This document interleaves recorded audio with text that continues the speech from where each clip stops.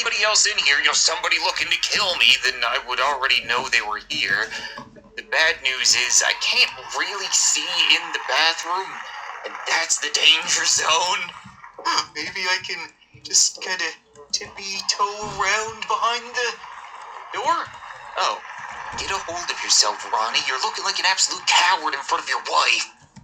Dear, I appreciate the offer of you watching me take a dump, but I think I'm just gonna have a little me time.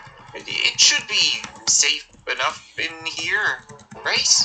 If something or someone does decide to kill me, then I really hope my whole life flashes before my eyes so that we can all see the thought process that led to buying a carpeted toilet lid. What is wrong with you?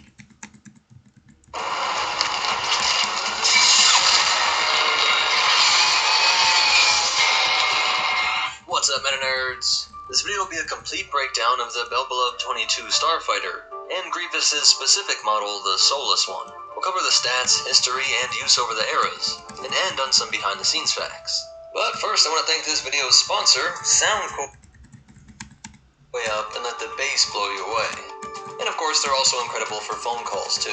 A couple other specific features that I really liked were the IPX5 waterproof rating, which means you don't get messed up in rain or heavy sweat from working out or in the sauna. Customizing the touch controls is super easy. I know you will too.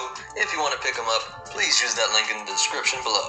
Let's get back to it and start with the manufacturer of this amazing heavy starfighter. It was produced by Feithran Ultra Scalable Assemblies, a company based out of Pal City on Utapau, and which was a member of the Techno Union. They also crafted the Belbullab 23 Heavy Assault Craft, which added heavy laser cannons, and the Belbullab 22 Strike Bomber, which could deliver proton bombs.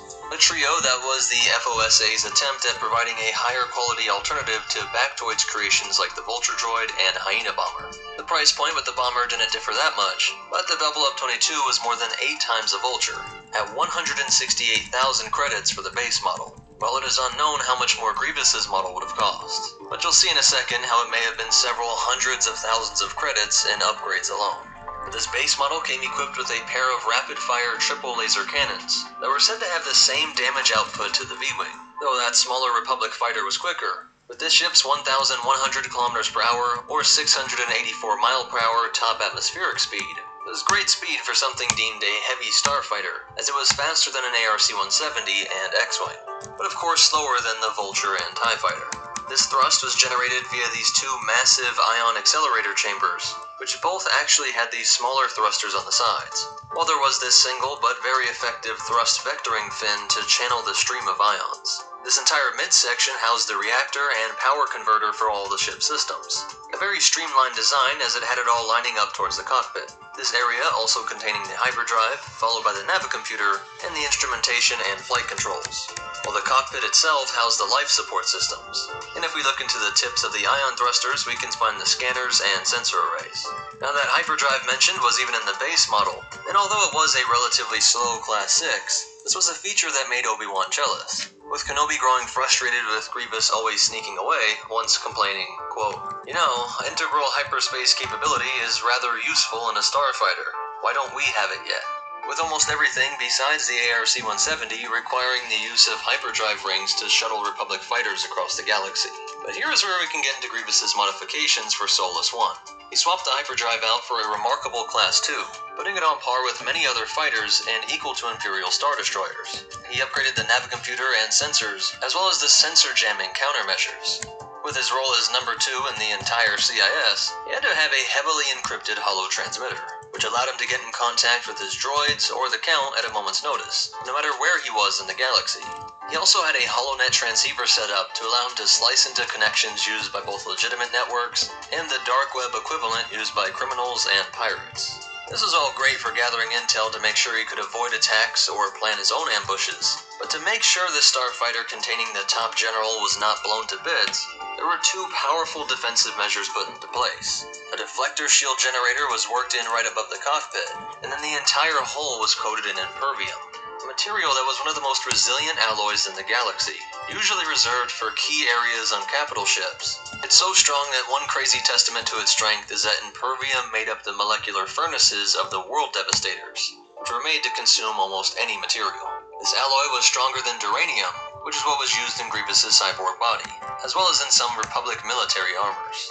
But interestingly, this Impervium was also a nod to Grievous's past, though it is unclear if this was unintentional and just done by the factory, or if it was at the specific direction of Grievous, because the Kaleesh species would craft their lig swords out of the rare Impervium on Kalee, a weapon Grievous was trained in by his lover Kumar. So you can see why it's hard to put a price tag on these modifications, but likely this was a craft that was in the range of several hundreds of thousands of credits. But despite all these upgrades, Solus 1 and the base Belbullab did remain the same size. At a length of 6.71 meters, or 22 feet, it was almost exactly half the length of the X-Wing.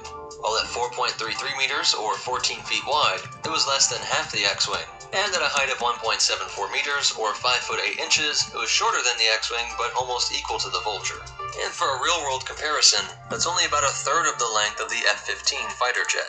Now, if you watched our Grievous Complete Life series, you know that Grievous fleeing was not due to cowardice, but was based off explicit instructions by Count Dooku. You must have fear, surprise, and intimidation on your side. For if any one element is lacking, it would be best for you to retreat. A strategy that was based off the fact that, to Grievous, the Jedi were the ones who started the unfair fight, by being able to use their magical superpowers of the Force, and also Grievous had to operate within the way that the CIS military was designed, having unending hordes of expendable units, as opposed to their enemy in the Republic having fewer but well-trained, highly intelligent organic units. Something that always frustrated the General when he was questioned on his losses. You expect victory over Jedi, but all you give me to fight them is battle droids! So instead of saying that this was his go-to ship for running away, let's just say his modified Belbullab was his preferred vehicle for strategic withdrawals. The first of these strategic withdrawals would be during the very first battle of the Clone Wars, when Grievous used Solus 1 to escape Geonosis. And the ship was actually spotted by Delta Squad before the identity of the General was even revealed. On whichever flagship the General found himself on, he would always have Solus 1 fueled and ready to go at a moment's notice.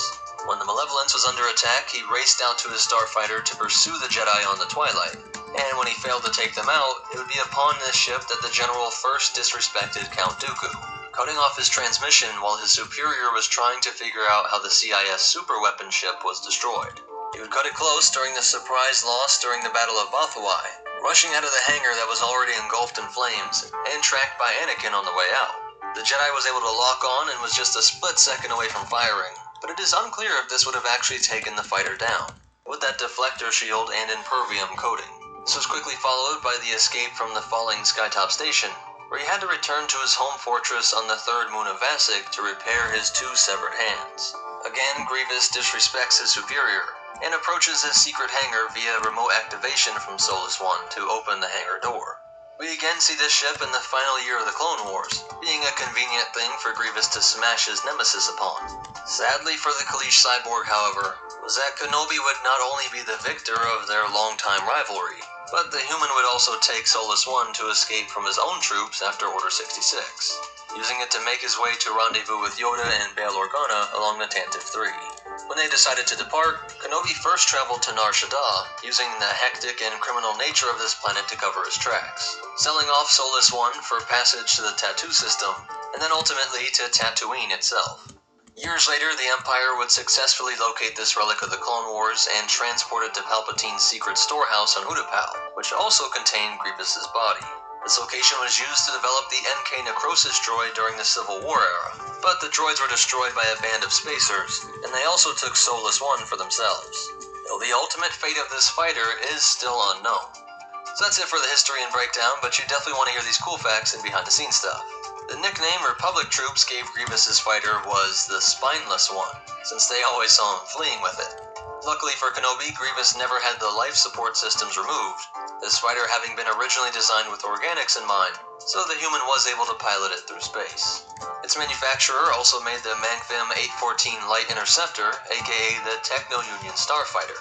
The standard Belbullab was used by both sides during the Galactic Civil War, with many rebels getting their hands on some, and a few being used in odd parts of Imperial space for patrols. But also one called the Sith Spawn being the personal fighter of the Dark Jedi Naman Cha. The name Solus 1 is a reference to the Huk, the insectoid enemies of the Kaleesh that Grievous fought for years. that species calling themselves the Yamri, but Huck was the Kaleesh word for them, meaning soulless bugs. But it also has a double meaning that Grievous had become the soulless one over his life. From Kaleesh warrior fighting to honor the gods and listening to his shaman, to being a cyborg that led a lifeless army hoping to bring down the order connected to the Force. And this ship was first introduced with the game Republic Commando, and expanded upon in the Clone Wars campaign guide, complete vehicles, and cross-sections, along with the life and legend of Obi-Wan Kenobi and the dreams of General Grievous. So that's it for the Bubble Up 22 and Grievous's ship Solus 1. If you want to show your support, please hit that like button, comment something new you learned or something you're still confused about, or just to help the algorithm. And be sure to subscribe so you can see more videos like this.